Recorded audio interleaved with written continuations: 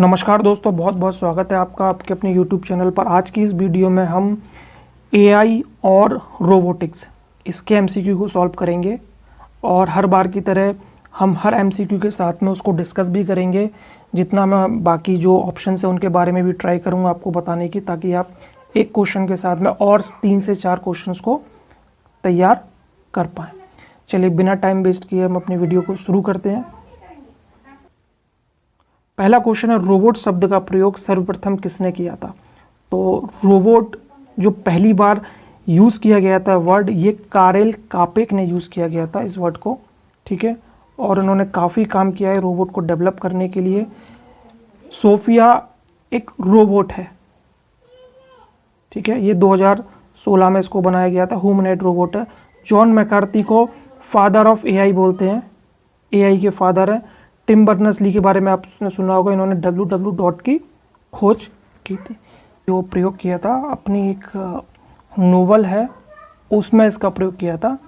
इसका नाम था RUR, इस एक नोवेल में यूज़ किया गया था। RUR यानी कि रॉसम यूनिवर्सल रोबोट, और ये 1921 में इसका प्रयोग किया था। सबसे पहले बना नहीं था रोबोट, सिर्फ इस वर्ड का यूज़ किया गया था, ठीक है। दूसरा क्वेश्चन है, पहला रोबोट जिसे सऊदी अरब ने अपनी नागरिकता प्रदान की है? सोफिया, दक्ष, नेत्रा और रोबोडॉग। तो इसका सही आंसर होगा Sophia. Sophia first full humanoid robot है जो बिल्कुल हूबहू इंसान की तरह दिखता है और इंसान की तरह काम करता है, ठीक है। डेविड हैंसन ने, ये हांगकांग के हैं, लेकिन ये रोबोट जो डेवलप किया गया था वो जापान द्वारा डेवलप किया गया था। दक्ष, नेत्रा और रोबोडॉग, ये भी रोबोट्स हैं। दक्ष और नेत्रा DRDO द्वारा डेवलप किए गए थे। रोबोडॉग गूगल का एक प्रोडक्ट है। आने वाले क्वेश्चंस में इनके बारे में हम थोड़ा सा डीप और जानेंगे, इनसे रिलेटेड क्वेश्चन जब आगे आएंगे। अगला क्वेश्चन हम देखते हैं कि मांसपेशियों को क्या कहा जाता है। बहुत ही इंपॉर्टेंट क्वेश्चन है, आपके पेपर में पूछा जा सकता है। ऑप्शन है हमारे पास में प्रवर्तन, एक्चुएशन, प्रचालक, मैनिपुलेशन, गतिशीलता, लोकोमोशन और कंट्रोलर।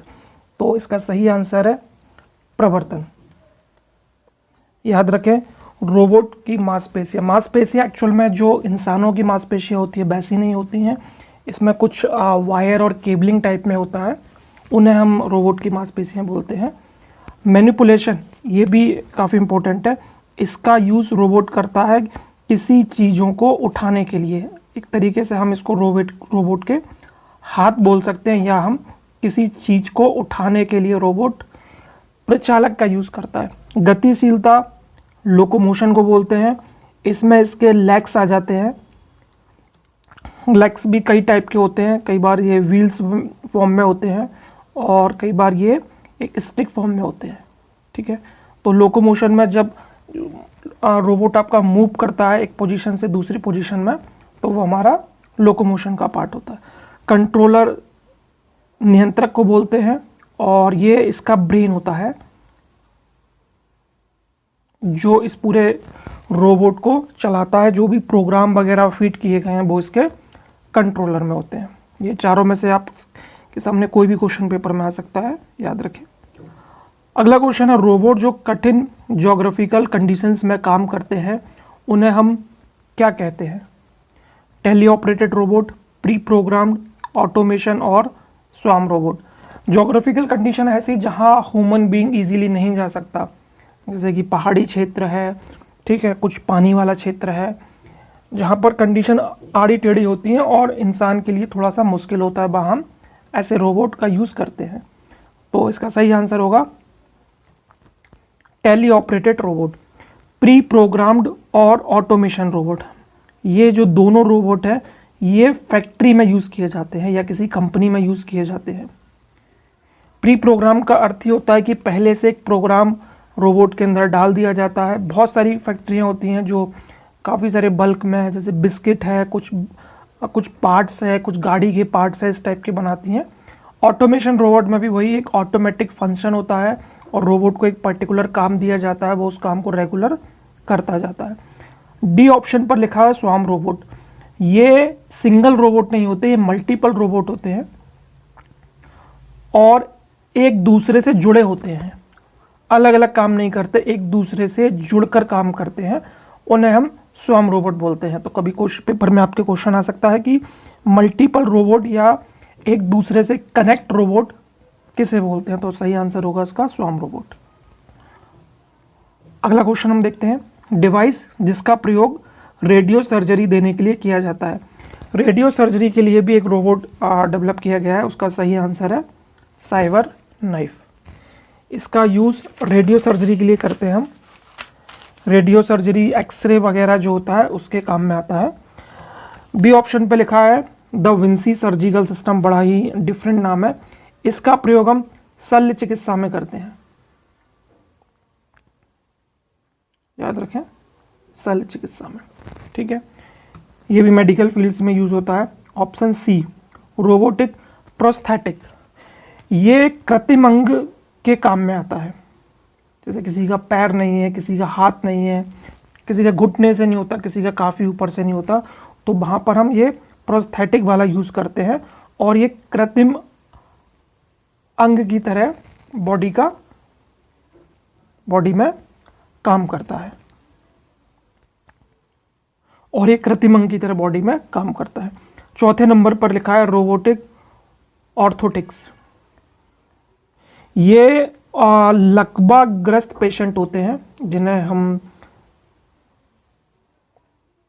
लकवाग्रस्त पैरालाइज्ड हो जाते हैं, उन पेशेंट के लिए ये यूज़ किया जाता है। जैसे कि कोई एक पार्ट जो पूरी तरीके से लकवाग्रस्त है और वो काम नहीं कर सकता, तो वहाँ पर हम ये ऑर्थोटिक्स का यूज़ करते हैं और वो अंग थोड़ा सा रिएक्ट करता है और उस अंग का जो काम है वो ये रोबोट अच्छे से कर पाता है। तो याद रखें इन चारों के नाम, और इन चारों का मेडिकल फील्ड में यूज़ किया जाता है, लेकिन अलग अलग काम है चारों का, लेकिन इन चारों का ही अलग अलग काम है, याद रखें। अगला क्वेश्चन हम देखते हैं, पहली बार किसी धूमकेतु पर रोबोट को उतारा गया, उसका नाम क्या था? तो इसका सही आंसर होगा आपका ऑर्सिस रेक्स, ये नासा ने उतारा था, ठीक है। बी ऑप्शन पर लिखा है लूनर रोबोटिक्स रोवर, ये क्या होता है? ये चंद्रयान 2 मिशन में यूज किया गया था, याद रखें। चंद्रयान 2 जो मिशन हमारा इंडिया ने किया था और अनफॉर्चुनेटली अनसक्सेसफुल रहा था, उसमें लूनर रोबोटिक रोवर्स का यूज़ किया गया था। स्पाइडर नॉट भी नासा द्वारा डेवलप किया गया था और ये भी स्पेस के लिए यूज़ किया गया था, जो स्पेस में खोज करने के लिए क्या क्या चीज़ें पॉसिबिलिटी हैं उसके लिए स्पाइडर नॉट था। एटलस के बारे में ज़रूर याद रखें, ये अमेरिकन एक कंपनी है जिसका नाम है बोस्टन डायनामिक्स, ये बड़ी इंपॉर्टेंट कंपनी है, ठीक है। इसने ये रोबोट तैयार किया था और ये इंसानों की तरह चलता है, दौड़ता है और सीढ़ियाँ चढ़ता है, एक तरीके से ह्यूमनॉइड रोबोट ही हम इसको बोल सकते हैं। अगला क्वेश्चन है, एक सबमरीन रोबोट है। सबमरीन जब भी वर्ड आता है तो वो हमेशा पानी से संबंधित होता है, ठीक है, पानी, समुद्र, इनसे संबंधित होता है। इसका सही आंसर होगा ब्लूफिन 21, ये एक सबमरीन रोबोट है और इसका जो यूज़ किया गया था इंडिया ने, वो मलेशिया का एक प्लेन था, एक हवाई जहाज था जिसका नाम था MH370 और इसको खोजने के लिए यूज़ किया गया था कहाँ पर? हिंद महासागर में, याद रखें। क्वेश्चन ऐसे भी आ सकता है, हिंद महासागर में किस रोबोट का यूज़ किया गया था? तो सही आंसर होगा आपका ब्लूफिन 21। पायनियर का हम देखते हैं, पायनियर का यूज़ क्या है? पायनियर रोबोट डिजास्टर मैनेजमेंट में, जब भी कोई डिजास्टर हो जाता है, भूकंप, बाढ़, वहाँ पर पायनियर रोबोट का यूज़ किया जाता है। सी और डी, एंड्रोस और मिनी एंड्रोस, ये बॉम्ब रोधी होते हैं। ये जो बॉम्ब रोधी दस्ते होते हैं वहाँ पर मिनी एंड्रोस का यूज़ किया जाता है कि बॉम्ब कहाँ है, क्या है, वहाँ पर इस तरीके का यूज़ किया जाता है। अगला क्वेश्चन हम देखते हैं, बम का पता लगाने के लिए किस रोबोट को विकसित किया गया है? ऊपर वाले भी बम से रिलेटेड एंड्रोस और मिनी एंड्रोस, लेकिन ये जो रोबोट है ये डीआरडीओ ने डेवलप किया है, भारत ने डेवलप किया है। ठीक है, तो दक्ष है, एफ इंसेस है और नेत्रा है। तो इसका सही आंसर होगा ए और बी दोनों। ये दोनों ही रोबोट हैं जो डीआरडीओ ने बनाए हैं और ये बम का पता लगाते हैं। नेत्रा के बारे में जाने। नेत्रा ये भी डीआरडीओ ने डेवलप किया है और ये मानव रहित रोबोट है, मानव रहित विमान रोबोट है। यानी कि हम बोल सकते हैं कि विथआउट पायलट अगर यूज करना है तो हम नेत्रा रोबोट का यूज कर सकते हैं। अगला क्वेश्चन है, होंडा कंपनी द्वारा निर्मित रोबोट का नाम क्या है? होंडा कंपनी में ने भी एक रोबोट बनाया था, तो उसका नाम है एसिमो। ठीक है, और ये लेकिन बहुत पहले बनाया था, 2000 में बनाया था। तो ऑब्वियस सी बात है आज के कंपैरिजन में उतना डेवलप नहीं होगा, लेकिन ये फिर भी काफ़ी चला था। ठीक है, दूसरे नंबर पर रोबोनोट लिखा है, जिसके बारे में मैंने आपको जस्ट अभी बताया। रोबोनोट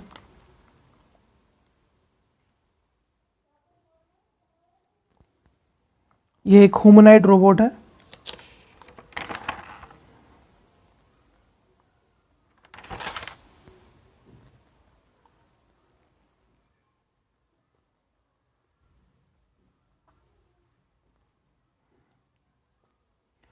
दूसरे नंबर पर रोबोनेट लिखा है। रोबोनेट एक आपका ह्यूमनॉइड रोबोट है जो इंसानों की तरह ही दिखता है और उसी की तरह काम करता है।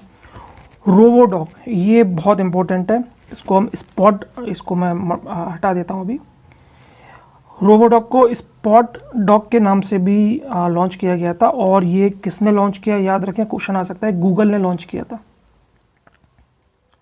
और ये करता क्या है, ये जो घर के काम होते हैं, घर के कार, ये 4 पैर वाला है, एक डॉग ही होता है, और ये जो घर के छोटे मोटे काम होते हैं गृह कार्य के लिए यूज किया जा सकता है। डी ऑप्शन पे लिखा है वकामारो। वकामारो एक जापानीज रोबोट है। ठीक है, और ये भी इंसानों की तरह ही बात करता है। ये जापान ने डेवलप किया था। क्वेश्चन है हमारे पास, दुनिया का पहला पॉलिटिशियन रोबोट कौन सा है? ये पेपर में पूछ सकते हैं आपसे, काफ़ी इंपॉर्टेंट है। इसका नाम है सैम, और ये कहाँ का है? और ये है न्यूजीलैंड का है। ठीक है, याद रखें। उसके नीचे माइटी ईगल दिया गया है। ये क्या है? ये जो रोबोट है ये एक लैंडर है। जब किसी ग्रह वगैरह पर जाते हैं, वह लैंड करते हैं, उसके लिए यूज़ किया जाता है, और ये भी नासा द्वारा ही डेवलप किया गया था। इसको क्रॉस कर देता हूँ अभी मैं। तीसरा ऑप्शन पे लिखा है ऑर्निथोप्टर। ऑर्निथोप्टर एक फ्लाइंग रोबोट है जो उड़ता है, एक ड्रोन टाइप का रोबोट होता है। ठीक है, चौथे नंबर पर एटलस दिया है। मैंने आपको जस्ट बताया था अभी, ये बॉस्टन डायनेमिक्स कंपनी द्वारा बनाया गया था, अमेरिका की, और ये भी एक तरीके से ह्यूमनॉइड रोबोट है। अगला क्वेश्चन है, full form of CAIR। CAIR का फुल फॉर्म क्या है? तो उसका सही आंसर होगा centre for artificial intelligence and robotics. ये भारत की एक ऐसी संस्था है जो DRDO द्वारा लॉन्च की गई थी, और इसका काम ही है कि जो रोबोटिक्स फील्ड है और जो AI है उनकी प्रगति है, उनको डेवलप करने के लिए कुछ काम किया जाए। ये 1986 में इसको डेवलप किया गया, तो ये भी क्वेश्चन आपसे पेपर में पूछ सकते हैं। इसका हेडक्वार्टर कहाँ पर है? बेंगलोर में। चलिए अगला क्वेश्चन हम देखते हैं। 2011 में किस संस्था की स्थापना की गई थी? RSI, AICRA, व्योममित्रा और सिरी। तो सही आंसर होगा इसका RSI। RSI का फुल फॉर्म होता है रोबोटिक सोसाइटी ऑफ इंडिया। ठीक है, और इसकी स्थापना हुई थी जुलाई 2011 में। ये जो भारत में जो रोबोट्स डेवलप किए जाते हैं उसके रिगार्डिंग में काफ़ी काम करता है।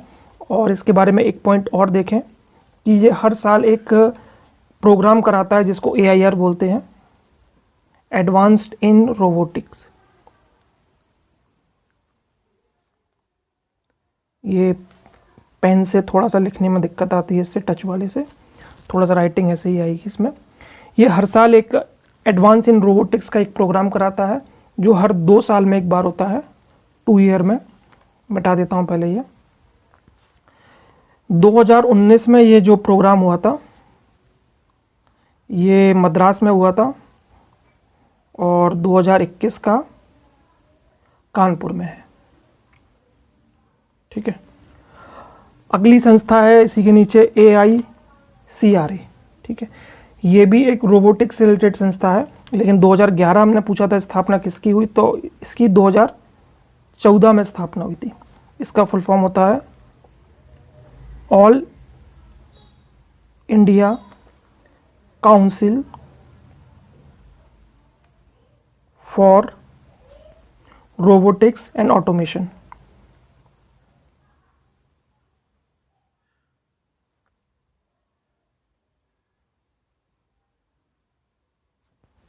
ठीक है, ये भी भारत में जो रोबोटिक्स के कार्यक्रम है उनको बढ़ावा देने के लिए काम करता है।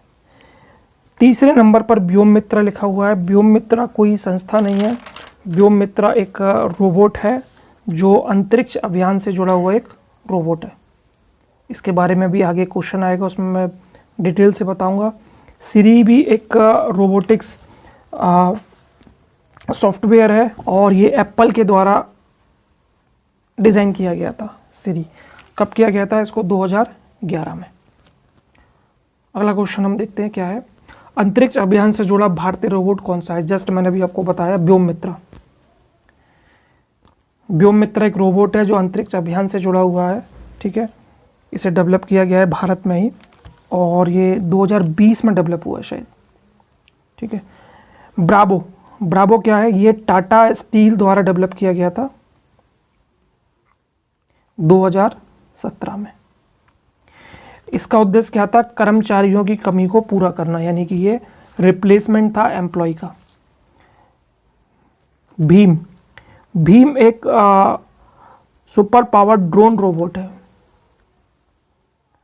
भीम एक तरीके से ड्रोन रोबोट है आपका, ये भी इंडिया ने ही डेवलप किया है। मानव। मानव एक 3D प्रिंट को करने वाला रोबोट है, 3D प्रिंट का ह्यूमनॉइड रोबोट है।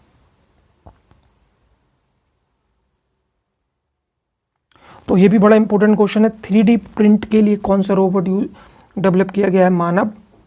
और ड्रोन रोबोट जो यूज़ किया जाता है इंडिया में, भीम। और टाटा स्टील द्वारा लॉन्च किया गया है ब्रावो। और होंडा द्वारा जो अभी बनाया गया था उसका नाम था एसिमो।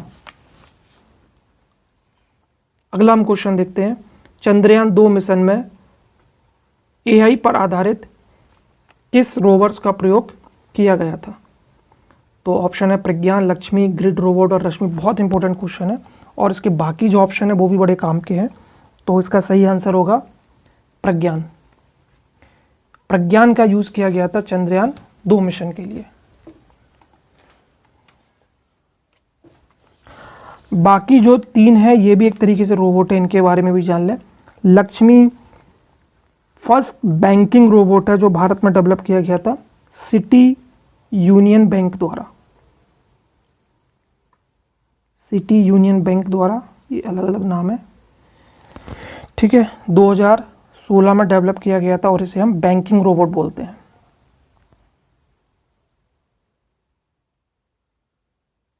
बैंकिंग रोबोट है। ग्रिड रोबोट की बात करें, ये एक घर के काम करने के लिए रोबोट यूज किया जाता है जिसे हम बोल सकते हैं घर कार के लिए। इसको ग्रिड रोबोट बोलते हैं, इतना प्रचलन में नहीं था।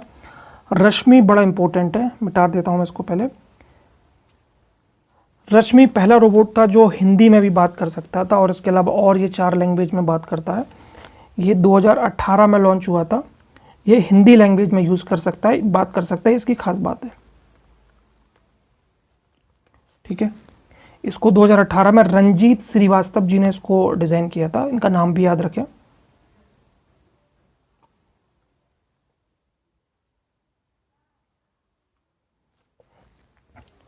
चलिए अगला क्वेश्चन हम देखते हैं, फादर ऑफ रोबोटिक्स किसे कहा जाता है? मैंने आपको जस्ट अभी पहले क्वेश्चन में बताया था, जॉन मैकार्थी। अगला क्वेश्चन, आईबीएम कंपनी द्वारा इस शतरंज कंप्यूटर को डेवलप किया गया था 1997 में। मतलब ये पहली बार ऐसा था कि किसी कंप्यूटर ने इंसान को हराया था, एक प्रोग्राम को बनाया गया था जिसमें कंप्यूटर ने इंसान को हराया था। तो ये प्रोग्राम का नाम क्या था जो आईबीएम ने बनाया था? Deep blue. ठीक है, ये 1997 में बनाया गया था और इसने फर्स्ट टाइम एक ह्यूमन बीइंग को हराया था। एलेक्सा आपको पता ही है, एलेक्सा अमेजन का ही एक म्यूज़िक सिस्टम है। ये भी एक तरीके से एआई है, और रोबोट तो हम इसको नहीं बोलेंगे, एआई है, आर्टिफिशियल इंटेलिजेंट है, जो हमारे अकॉर्डिंग है, हमारे बोलने के अकॉर्डिंग फंक्शन को काम करता है। सिरी भी उसी टाइप का एक प्रोग्राम है जो एप्पल ने बनाया था, मैंने आपको जस्ट बताया था। और बिक्स बाय भी एक सेम इस टाइप का प्रोग्राम है जो 2017 में सैमसंग के द्वारा बनाया गया था। फिर बता देता हूँ, डीप ब्लू आईबीएम का एक कंप्यूटर प्रोग्राम, एक प्रोग्राम था जो शतरंज खेलता था ह्यूमन से। एलेक्सा आपका अमेजन का एक म्यूज़िक सिस्टम है, एआई है। सिरी एप्पल का एक प्रोग्राम है, और बिक्स बाय सैमसंग का एक एआई प्रोग्राम है। अगला क्वेश्चन है, देश का पहला रोबोटिक कंट्रोल लैब कहाँ स्थापित किया जा रहा है? तो सही आंसर होगा इसका उज्जैन। अगला है, अल्फागो प्रोग्राम किसके द्वारा शुरू किया गया है? अल्फागो प्रोग्राम गूगल की एक कंपनी है जिसका नाम है डीप माइंड। याद रखें, ये कंपनी गूगल की है, इसका पूरा नाम गूगल डीप माइंड है, जो 2016 में जिसको बनाया गया था। ये एक प्रोग्राम शुरू कर रही है, अल्फागो प्रोग्राम। ठीक है, इसके नीचे मोजिला आपको पता ही है, माइक्रोसॉफ्ट पता ही है, अमेजन आपको पता ही है। गूगल असिस्टेंट का नाम क्या है? एलेक्सा, नेस्ट, सिरी, टेस्ला और डीप माइंड। तो गूगल असिस्टेंट जैसे एलेक्सा होता है, ऐसे गूगल असिस्टेंट आता है, इसका नाम है नेस्ट। ठीक है, एलेक्सा जैसा ही ये फंक्शन काम करता है। एलेक्सा आपको पता ही है। टेस्ला कार बनाता है, 2003 में इसने पहली बार मानव रहित कार को बनाया था। डीप माइंड एक कंपनी है जो गूगल की ही कंपनी है।